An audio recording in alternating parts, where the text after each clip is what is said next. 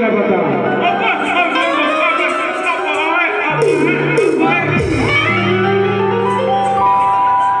रंभा अभी तो ये पूरा ठीक ठाक रही से।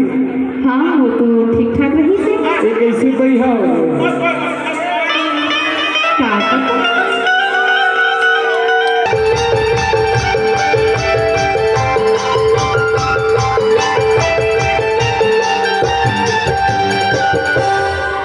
अब तो रात में शांत हुई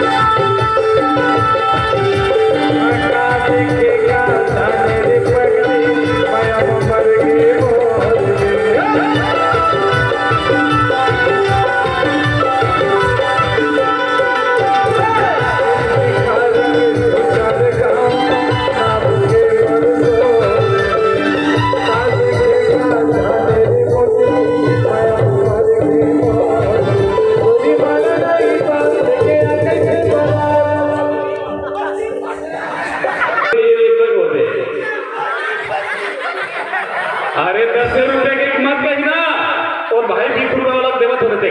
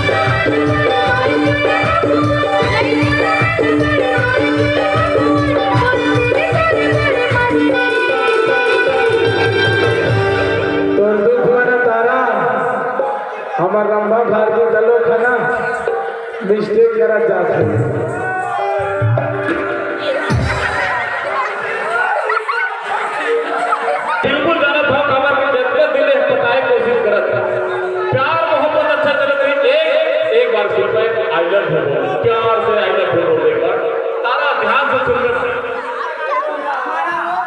हेलो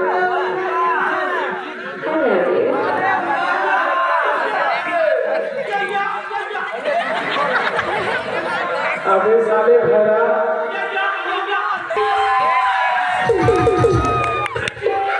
अब एकदम ना अब तक समझ गए ना तो काम पूरा हो गया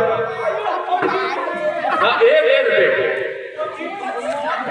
और कई दिन भगवान राजू भाई काबर कहूँ मैला पेट गरी गरे हो गए